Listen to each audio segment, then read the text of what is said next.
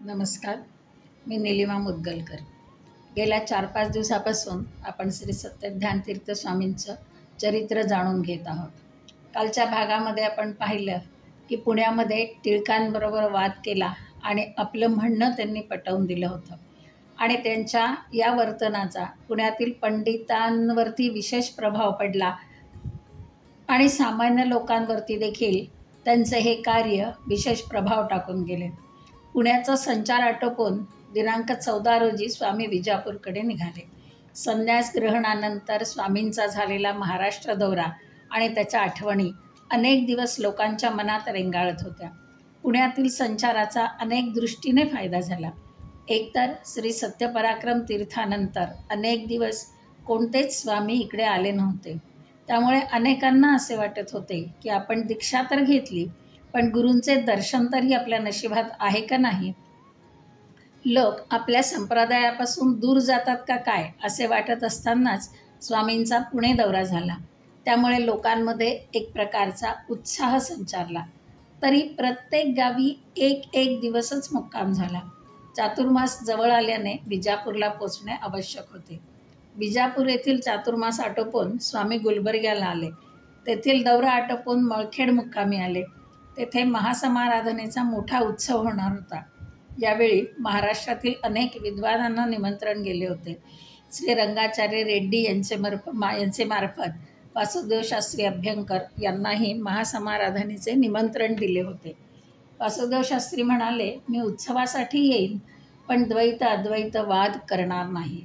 त्यावेळी स्वामी त्यांना म्हणाले, आपण व्याकरणविषयक वाद करावा. यासाठी मात्र ते तयार झाले. या कार्यक्रमासाठी पुण्याचे वासुदेव शास्त्री अभ्यंकर, श्रीधर शास्त्री पाठक, रंगाचार्य रेड्डी, मराठे शास्त्री, सातारचे बाळाचार्य गजेंद्र गडकर इत्यादी प्रमुख मंडळी उपस्थित होती. चर्चेदरम्यान स्वामी स्वतः मध्यस्थ म्हणून चर्चेत सहभागी होत असत. या निमित्ताने मळखेड क्षेत्री स्वामींचा बरेच दिवस मुक्काम झाला. याच दौऱ्यात पुढील चातुर्मास सोलापुरात करण्याचे निश्चित झाले. सोलापूर मुक्कामी नेहमीप्रमाणेच पादपूजा, तत्वोपदेश, शास्त्रचर्चा इत्यादी कार्यक्रम उत्तम रीतीने पार पडले. पुढे अक्कलकोट, नळदुर्ग आदी गावे करत स्वामी हैदराबादकडे रवाना झाले. याच सुमारास प्लेगची साथ सुरू झाली. त्यामुळे त्यांनी आपल्या सर्व विद्यार्थ्यांना आपापल्या गावी पाठवून दिले. त्यानंतर महासमाराधनेसाठी स्वामी मळखेडला येण्यास निघाले, पण वाटेत चिंचोळी येथील ग्रामस्थांनी आग्रह केल्याने त्याच गावी महासमाराधना महोत्सव पार पडला. महोत्सवानंतर स्वामी मळखेडला आले. तिथे अक्षोभ्य तीर्थ, जयतीर्थ, रघुनाथ तीर्थ यांची मूळ वृंदावने आणि श्री सत्यज्ञान तीर्थांचे मृत्तिका वृंदावन आहे. या स्वामींच्या सान्निध्यात विद्यार्थ्यांना सुधाग्रंथ सांगावा आणि इथेच सुधामंगळ करावे असा स्वामींचा मानस होता. म्हणून सुधामंगळ होईपर्यंत कोठेही संचाराला जायचे नाही असे त्यांनी ठरवले. मठाच्या मालकीच्या असलेल्या बैलगाड्या, घोडी वगैरे विकून टाकले. हत्ती आणि गायी मळखेडला ठेवून घेतल्या. मळखेड येथे स्वामी सुधापाठ सांगणार आहेत ही वार्ता कर्णोपकर्णी सगळीकडे पसरली. पाठ ऐकण्यासाठी अनेक विद्वान मंडळी जमली होती. स्वामींनी गावी परत पाठवलेल्या आपल्या सर्व विद्यार्थ्यांना परत बोलावून घेतले. स्वामी ब्राह्ममुहूर्तावरच सर्व अन्नी उरकून प्रातःकाळी 7 वाजताच सुधापाठास सुरुवात करीत. सर्व पंडितांसाठी हा एक अत्यंत पवित्र असा क्षण असतो. सामान्य जनांना सुधेतील विषय जरी समजला नाही तरी स्वामींच्या मुखातील ती वाक्ये कानावर पडणे म्हणजे कान पवित्र होणे अशी भावना असे. म्हणूनच सामान्य जनता देखील या कार्यक्रमासाठी गर्दी करत असे. त्यावेळी स्वामींचे जे शिष्य या कार्यक्रमाला होते आणि ज्यांचा सुधामंगळ स्वामींच्या हस्ते झाले होते ते सर्व शिष्य महापंडित म्हणून ख्यात पावले. श्री नरसिंहाचार्य वरखेडकर, चिंचोळी कृष्णाचार्य, मळगी वेदव्यासाचार्य, गलगली व्यंकण्णाचार्य, पांडुरंगी जयाचार्य इत्यादी प्रमुख शिष्य उपस्थित होते. अक्षोभ्य तीर्थमठाचे शिष्य स्वामी आपल्या गुरुसह आले होते. त्यापैकी शिष्य स्वामी सुधापाठासाठी आले होते. त्यांना टंकसाळी स्वामी असे टोपण नाव होते. सकाळी 7 ते 10, 10:30 पर्यंत हा पाठ चाले. मग स्नान, देवपूजा इत्यादी नित्यकर्मे होत. पुन्हा दुपारी 2 वाजता पाठास आरंभ होत असे. तो सायंकाळी 6 पर्यंत चाले. हा पाठ अत्यंत वैशिष्ट्यपूर्ण असे. पाठ ऐकणारे विद्यार्थी 1-2 शास्त्रात पारंगत होते. ते शंका निरसनार्थ अनेक प्रश्न विचारेत. स्वामी या सर्वांच्या प्रश्नाची उत्तरे शांतपणे आणि त्यांचे समाधान होईपर्यंत समजावून सांगत असत. एका शास्त्राचा पाठ सांगायचा तरी इतरही शास्त्रांचा अभ्यास असणे आवश्यक होते. त्याशिवाय योग्य ते शंका निरसन करता येत नाही. इथे तर विद्यार्थीच 1-2 शास्त्रात पारंगत असणारे होते. अशा विद्यार्थ्यांना पाठ सांगणारे गुरु देखील तेवढ्याच ताकदीचे असावे लागतात. श्री सत्यज्ञानतीर्थ स्वामींचे न्याय, वेदांत, व्याकरण, मीमांसा आदी अनेक शास्त्रांचे सखोल अध्ययन होते. याचा प्रत्यय पाठ ऐकताना सर्वांना येत असे. शिवाय शंकराचार्य, रामानुजाचार्य, वल्लभाचार्य आदींच्या तत्त्वज्ञानातील भागही त्यांना माहीत होता. स्वामींची अलौकिक बुद्धिमत्ता पदोपदी जाणवत असे. सुमारे 4 महिने हा सुधापाठ चालला. त्यानंतर 1841 ज्येष्ठ वद्य दशमी या दिवशी सुधामंगळ झाले. यासाठी अनेक पंडित आले होते. सुधेच्या शेवटच्या भागाचा अनुवाद पूर्ण झाला. सुधा ग्रंथाची मिरवणूक, पंडितांचा सन्मान इत्यादी कार्यक्रम उत्तमरित्या पार पडला. या ठिकाणी एक गोष्ट सांगावीशी वाटते की स्वामींनी ज्ञानकार्याला जास्त महत्त्व दिलेलं आहे. सकाळी 7 ते 10, 10:30 पर्यंत पाठ, मधल्या 2-3 तासामध्ये फक्त कर्मकांड म्हणजे स्नान, देवपूजा इत्यादी नित्यकर्म, आणि पुन्हा दुपारी 2 नंतर संध्याकाळपर्यंत हा पाठ चालत असे. म्हणजे कर्ममार्गापेक्षा त्यांनी ज्ञानमार्गावरती जास्त भर दिला आणि ज्ञानाद्वारे लोकांपर्यंत आपलं द्वैतमत पोचवलं. ही गोष्ट आपल्याला या ठिकाणी लक्षात घेण्यासारखी आहे. केवळ जेवणावळी घालणं याच्यावरती त्यांचा भर नव्हता, तरी देखील विद्यार्थ्यांच्या आणि येणाऱ्या सर्व लोकांच्या जेवणाकडे मात्र त्यांचं अत्यंत बारकाईने लक्ष असे. पंडितांचा सन्मान वगैरे कार्यक्रम पार पाडल्यानंतर त्या दिवशी जेवणासाठी तुपात तळलेल्या कडबूचा बेत होता. 3-4 हजार मंडळींसाठी कडबू बनवायचे होते. तेव्हा स्वयंपाकाच्या बरोबर त्यांनी सर्व विद्यार्थ्यांना कामाला लावले. स्वतः समोर उभे राहून 2 तासातच त्यांनी हे काम करून घेतले. कुठेही काम पूर्ण होणे शक्य नाही असे वाटले की स्वामी स्वतः मदतीचा हात पुढे करत आणि सर्वांना मदतीला घेऊन ते काम पूर्णत्वाला नेत असत. हे त्यांच्या कामातील कौशल्य होते. आपले गुरु प्रत्यक्ष मदतीला उभे आहेत हे पाहिले की कोणतेच काम अवघड होत नसे. सर्वांना बरोबर घेऊन काम पार पाडणे या त्यांच्या स्वभाव वैशिष्ट्यामुळे ते सर्वांनाच प्रिय वाटत आणि सर्वांना त्यांचा आधार वाटत असे. सुधापाठासाठी आलेले विद्यार्थी म्हणजे प्रौढ गृहस्थ होते. त्यांचा परिवार त्यांच्यासोबतच असे. दुपारचे सर्वांचे भोजन मठात होत असे. रात्री बायका मुलांना मठात येणे शक्य नसल्याने प्रत्येकाच्या घरीच रात्रीचा शिधा पुरवला जाई. केवळ विद्यार्थ्यांकडेच स्वामींचे लक्ष होते असे नाही, तर त्यांच्या परिवाराचीही गैरसोय होऊ नये यासाठी स्वामी नेहमीच दक्ष असत. शिवाय घरची चिंता नसल्याने विद्यार्थ्यांचा अभ्यास निर्विघ्नपणे आणि शांत मनाने होत असे. स्वतः अवनूर म्हणजे श्री सत्यज्ञानतीर्थ स्वामींच्या पत्नी सर्वांची मायेने काळजी घेत. सर्व विद्यार्थ्यांच्या कुटुंबियांना त्यांचा फार आधार वाटे. प्रसंगी स्वतःच्या हाताने स्वयंपाक करून सर्वांना खाऊ घालत. अशा प्रकारे अत्यंत यशस्वीरित्या सुधामंगळाचा कार्यक्रम पार पाडल्यानंतर स्वामी पुन्हा प्रचारार्थ निघाले. दरम्यान कुंतलगिरी या ठिकाणी मुक्काम असताना एक दिवस टपालात स्वामींच्या नावे एक पुस्तक आले. मठाचा सर्व पत्रव्यवहार दिवाणाच्या नावाने होत असताना हे पुस्तक आपल्या नावे कसे म्हणून स्वामींनी ते उघडून पाहिले. पुस्तक पाहताच त्यांना आश्चर्य वाटले. चंडिका खंडन या नावाचा तो ग्रंथ होता. श्री व्यासतीर्थांनी तात्पर्य चंद्रिका या नावाचा ग्रंथ लिहिला होता. त्याचे खंडन करण्यासाठी चंद्रिका खंडन या नावाचा ग्रंथ कुंभकोण येथील अद्वैती पंडित रामसुब्बा शास्त्री यांनी लिहिला होता. त्यांचे पांडित्य पाहून सरकारने त्यांना महामहोपाध्याय ही पदवी दिली होती. त्यांच्याकडे 50 विद्यार्थी अध्ययनासाठी होते. अनेक ठिकाणी त्यांचा शिष्य परिवार होता.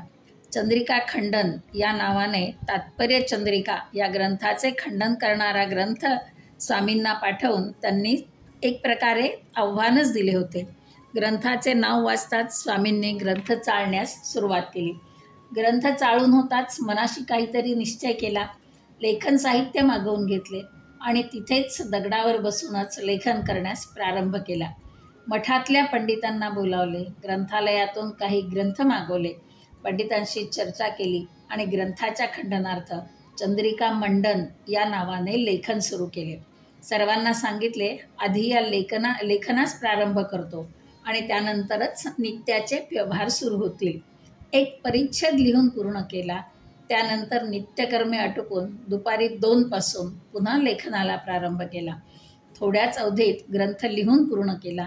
त्याची प्रत रामसुब्बा शास्त्री यांना पाठवून दिली आणि मगच तिरुपतीकडे प्रयाण केले. सत्य येथील ग्रामस्थांनी या ठिकाणी सुधामंगळ करावे अशी प्रार्थना केली. त्याचा स्वीकार करून येथेच अत्यंत उत्साहात सुधामंगळ करून स्वामी पुढील संचारासाठी निघाले. ते म्हैसूर येथे दिग्विजयासाठी निघाले. बेळगाव येथील महासमाराधनेच्या वेळी शास्त्रचर्चेसाठी वेगवेगळ्या पंथाचे पंडित आले होते. त्या सर्वांबरोबर स्वामींचा तत्वमसी या श्रुतिवाक्यावर वादविवाद झाला. तेव्हा म्हैसूर येथील महामहोपाध्याय लक्ष्मीपुरम श्रीनिवास आचार्यांनी त्यांनी केलेला दर्शन मीमांसा नावाचा ग्रंथ स्वामींना समर्पित केला. म्हैसूर येथीलच पंडित सदाशिव शास्त्री नावाचे स्वामींना म्हणाले की या आचार्यांनी या ग्रंथात अद्वैत मताला दूषणे दिली आहेत. त्यामुळे काही मंडळींनी सभेत एक ठराव घेतला आणि अशा तऱ्हेचे लिखाण केल्याबद्दल अद्वैती समाजाची क्षमा मागावी असे ठरले.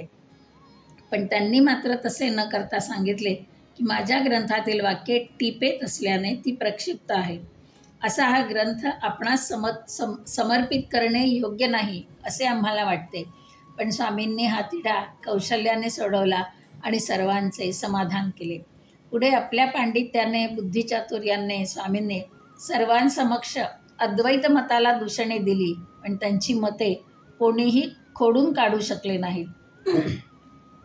अशा प्रकारे स्वामींचा दिग्विजय चालूच होता. नित्य प्रवचनात कधीच खंड पडला नाही. प्रत्येक प्रवचनात स्वामी आपले द्वैतमतच वैदिक आहे हे सोदाहरण समजावून सांगत. सर्व पंडितांना अभ्यासासाठी सोयीचे जावे म्हणून बंगलोर येथे त्यांनी एका उत्कृष्ट ग्रंथालयाची स्थापना केली. बंगलोरहून स्वामी चन्नपट्टण, रंगपट्टण इत्यादी ठिकाणी जाऊन शेवटी म्हैसूरला आले. म्हैसूरच्या राजांनी स्वामींची भव्य मिरवणूक काढली. एक दिवस राजवाड्यात मूलरामदेवाची पूजा करण्याची परंपरा कित्येक दिवसांपासून होती. राजाची स्वामींवर अपार श्रद्धा होती. अत्यंत वैभवाने आणि उत्साहपूर्ण वातावरणात राजवाड्यातील पूजा पार पडली. स्वामींनी गीतेतील तत्त्वज्ञानाचा उपदेश सर्व जनांना केला. सर्वांच्या आग्रहास्तव चातुर्मास म्हैसूरलाच करण्याचे ठरले. चातुर्मास संपल्यावर स्वामी नंजनगूड गावात संचाराला गेले. त्यावेळी म्हैसूर येथे एक घटना घडली. म्हैसूरमधील वेदरत्न, वेदशिखामणी इत्यादी घनपाठी पंडितांनी एक पत्रक सर्वांच्या सह्यानिशी प्रसिद्ध केले.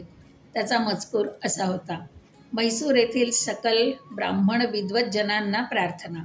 अद्वैत मत हे अवैदिक आहे, वेदप्रमाणांनी असिद्ध आहे असे विषय सध्या म्हैसूरमध्ये चर्चिले जात आहेत. याविषयी दिनांक 22 सोमवार दुपारी 2 वाजता म्हैसूर येथील अभिनव शंकरालय या ठिकाणी पंडितांची सभा होणार आहे. सर्वांनी उपस्थित राहावे. त्याप्रमाणे सभा घेण्यात आली. त्यात म्हटले की उत्तरादी मठाच्या स्वामींनी अद्वैत मतावर आक्षेप घेतले, त्याचा निषेध करण्यासाठी या सभेचे आयोजन करण्यात आले आहे. उत्तरादी मठाच्या स्वामींनी जे उद्गार काढले त्याला वर्तमानपत्रातून प्रसिद्धी देण्यात आली. या प्रसंगी अनेक विद्वानांनी आपली मते मांडली. शेवटी असा ठराव घेण्यात आला की उत्तरादी मठाच्या स्वामींनी जे वक्तव्य केले त्याचा आम्ही निषेध करतो.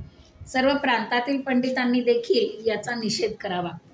यावर स्वामींनी असे कळविले की असे वक्तृत्व न करता शास्त्राला धरून वादविवाद व्हावा.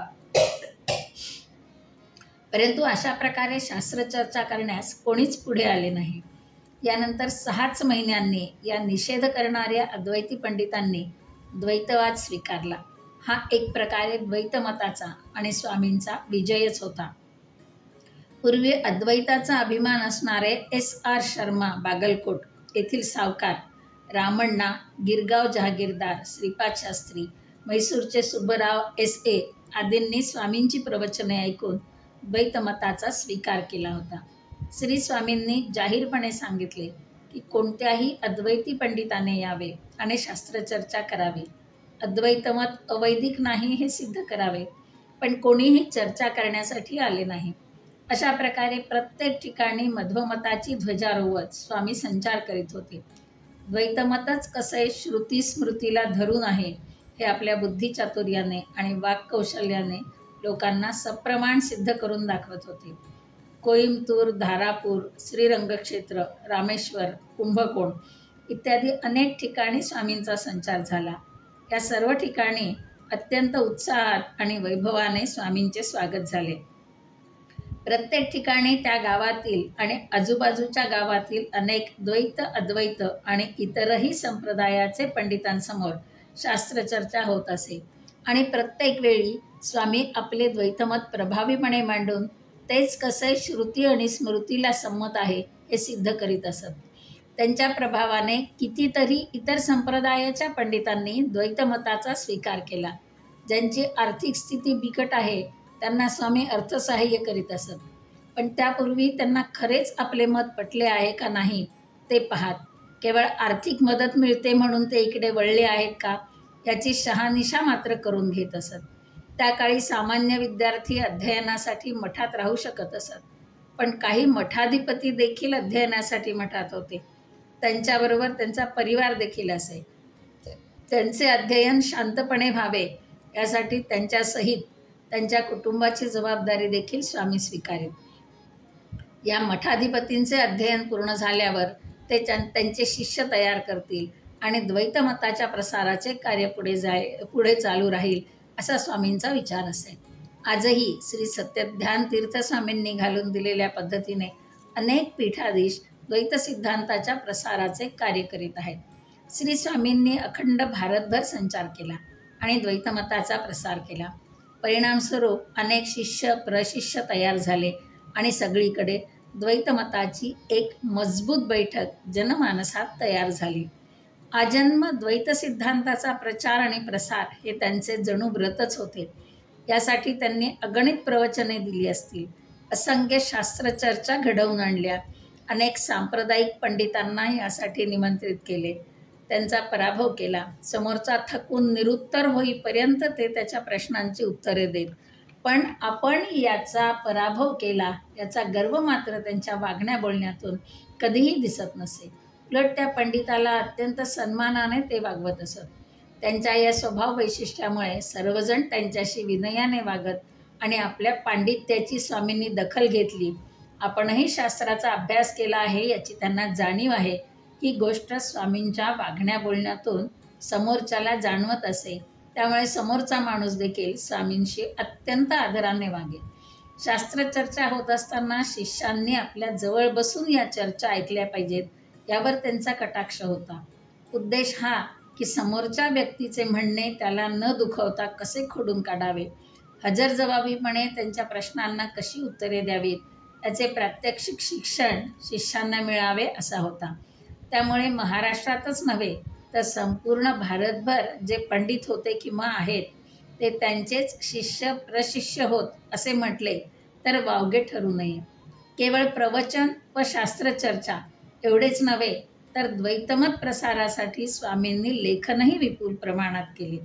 त्यातील तत्वे सामान्य जनांपर्यंत सुद्धा पोचली पाहिजेत असे त्यांना वाटे. यासाठी त्यांनी अनेक ग्रंथांची रचना केली. आपले शिष्य भिन्न भिन्न प्रांतीय आहेत हे जाणून आपले विचार निरनिराळ्या भाषांमधून मांडले. त्या ग्रंथांच्या हजारो प्रती काढल्या आणि त्या मोफत वाटल्या. यानंतर स्वामींनी जे काही लेखन केलेले आहे, ग्रंथलेखनही त्यांनी विपुल प्रमाणात केले. त्या ग्रंथलेखनासंबंधीचा भाग आपण उद्याच्या भागात